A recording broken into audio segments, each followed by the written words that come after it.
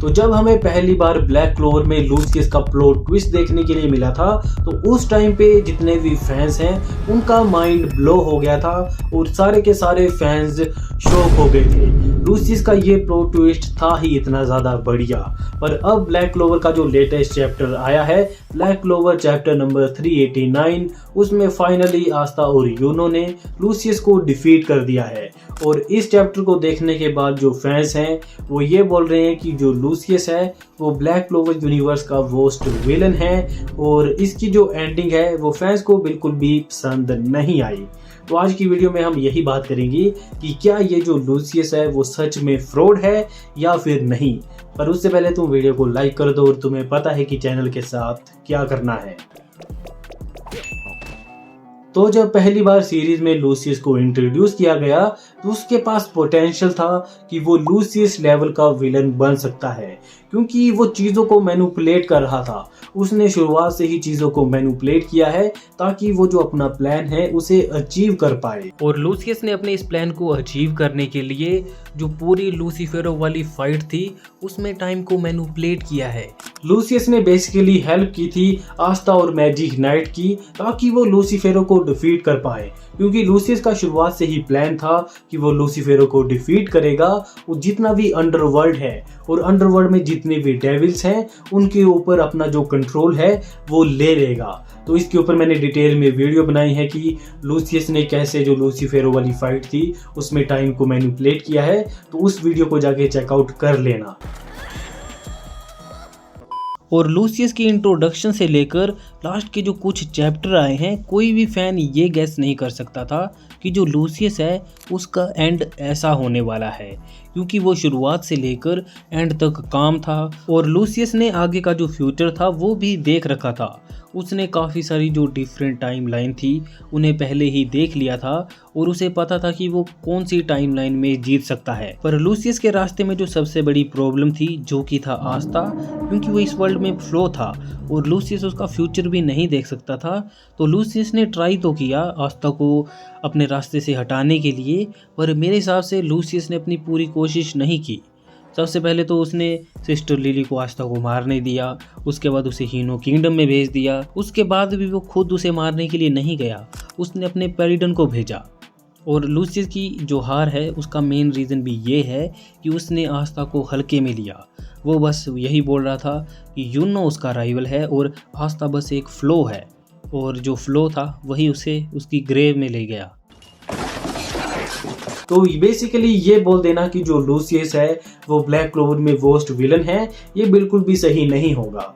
Lucius के साथ काफ़ी सारी जो मिस्ट्रीज थी वो सोल्व नहीं हुई। इस रीज़न की वजह से ये जो लूसियस है वो फैंस को एज अ विलन अच्छा नहीं लगा। तो जो सबसे बड़ा मेन रीज़न है कि फैंस इसको हेट कर रहे हैं, तो हमें लूसियस की कोई भी बैक स्टोरी देखने के लिए नहीं मिली।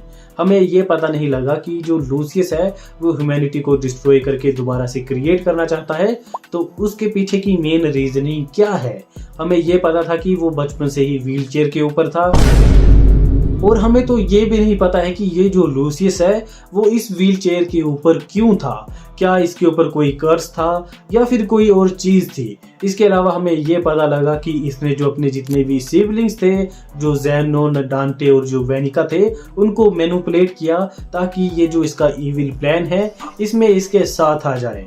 इसके अलावा इसने जो जूलियस था उसको भेज दिया क्लोवर किंगडम में। बेसिकली इसने अपने आप को ही भेजा था, पर इसने जो जूलियस थी उसकी जितनी भी मेमोरी थी उसको रिमूव कर दिया था, डिलीट कर दिया था, और जूलियस को इसके बारे में कुछ भी नहीं पता था। पर बेसिकली ये जो लूसियस था वो सारी चीज़ों को मैनिपुलेट कर रहा था।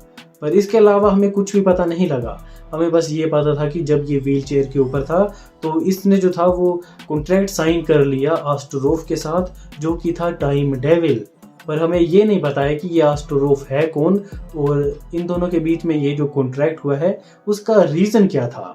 सो बेसिकली हम लूसियस के बारे में बस इतना ही जानते हैं, इसके अलावा हमें उसके बारे में कुछ भी नहीं पता है। तो फाइनली इसके बाद लूसियस ने डिसाइड किया कि वो जजमेंट डे वाले दिन क्लोवर किंगडम के ऊपर अटैक करेगा और अपना जो प्लान है ह्यूमैनिटी को डिस्ट्रॉय करके दोबारा से उसे रिक्रिएट करने का, उसे फाइनली अचीव करेगा। और इसी बीच उसने अपने जो पैलिडन थे उनको भी बनाया, जो कि मुझे काफ़ी ज़्यादा बढ़िया भी लगा, क्योंकि ये जो पैलिडन थे वो हमारे जितने भी मेन कैरेक्टर थे उनके मरे हुए पेरेंट्स या फिर सिबलिंग थे। जैसे कि उसने जो नोवेल की मोम थी एसियर सिल्वा, उसको भी पैलिडन में बदल दिया। इसके अलावा जो नेक्स्ट का ब्रदर था मॉर्गन, उसको भी वो पैलिडन में बदल कर लाया ताकि वो ये जो लोग हैं उनको अंदर से तोड़ पाए। इसके अलावा जो मोरस था उसको भी उसने पैलिडन में बदल दिया। पर इसके अलावा उसने जो आस्था की मोम थी लिचिता, उसका भी यूज़ किया एज अ ह्यूमन शील्ड अपने आप को बचाने के लिए और आस्था और लीबे को तोड़ने के लिए। तो एज अ विलन लूसियस काफ़ी ज़्यादा बढ़िया था, और यहाँ तक कि लूसियस ने 2-3 बार आस्था को ऑलमोस्ट मार भी डाला था। पर वही बात है, उसने आस्था को कभी भी कंप्लीटली फिनिश नहीं किया, और इन दी एंड इन सारी चीज़ों का कोई भी मतलब नहीं बनता है। पर जो जूलियस और लूसियस की फाइनल कॉन्वर्सेशन थी वो काफ़ी ज़्यादा डीप थी। आई थिंक जो चीज़ें हैं वो काफ़ी ज़्यादा रस्ट हुई हैं। लास्ट के 3-4 चैप्टर से पहले कोई भी गैस नहीं कर सकता था कि लूसियस का एंड ऐसा होने वाला है। पर एक बात तो है कि ये जो फाइनल आर्क है उसमें हमें काफ़ी क्रेजी फाइट देखने के लिए मिली हैं। जितने भी पैलिडन थे और जितने भी हमारे मेन कैरेक्टर को पावर अप मिले हैं वो काफ़ी ज़्यादा क्रेजी थे। और अगर हम एक्शन वाइज ही बात करें तो ये जो फाइनल आर्क है वो काफ़ी ज़्यादा क्रेजी थी। इसमें एक्शन भरा हुआ है और वो भी काफ़ी ज़्यादा बड़े लेवल पर। और जो एक्शन है वही सारी चीज़ें नहीं होता है, और भी काफ़ी सारी चीज़ें हैं जो कि मायने रखती हैं। तो सबसे पहली जो प्रॉब्लम है वो ये है कि जो आस्था वर्सेस लूसियस है वो हमें काफ़ी ज़्यादा कम देखने के लिए मिला। लूसियस से तो ज़्यादा फाइट यूनो ने की है। शुरुआत से ही जो यूनो है वो लूसियस से फाइट करता रहा है। दूसरी तरफ जो आस्था था वो पहुंच गया था हीनो किंगडम में। उसके बाद वो काफ़ी टाइम बाद वापस आया इस वाली बैटल में। उसके बाद भी इसने 1v1 लूसियस से फाइट नहीं की, और इन दी एंड फाइनली आस्था और यूनो के फाइनल स्ट्राइक के साथ लूसियस का द एंड हो गया। हमें लूसियस की और कोई बैक स्टोरी देखने के लिए नहीं मिली। इससे अच्छा विलन तो जो ब्लैक क्लोवर की मूवी थी कॉनरेड वो था, क्योंकि उसकी एक सॉलिड बैक स्टोरी थी, उसका एक रीज़न था विलन बनने का। माना उसमें भी हमें उसकी जो फुल बैक स्टोरी है वो देखने के लिए नहीं मिली। ज़्यादा से ज़्यादा 2-3 सेकंड की बैक स्टोरी थी उसकी, 1-2 क्लिप दिखाई है, पर उसकी जो स्टोरी है वो ज़्यादा हिट करती है लूसियस से। सबसे बड़ा रीज़न तो यही है कि लूसियस का मेन गोल क्या था, वो लूसियस विलन बना ही क्यों। Yes, exactly. और इसके अलावा लूसियस ने इस फाइनल आर्क में बस 2-3 चीजें ही रिपीट की हैं। वो बस यही बोल रहा था कि यू नो मेरा राइवल है और मैं अल्टीमेट विज़र्ड किंग हूँ, तुम मुझे कभी भी नहीं हरा पाओगे। इसके अलावा लूसियस ने इस फाइनल आर्क में कोई भी डायलॉग नहीं बोला है।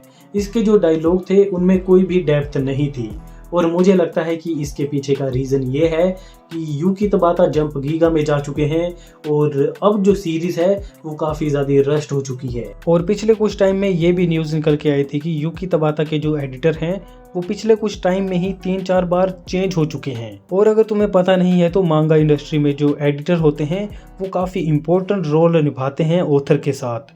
वो स्टोरी की डायरेक्शन से लेकर जो पेसिंग है वहाँ तक सारी चीज़ें देखते हैं।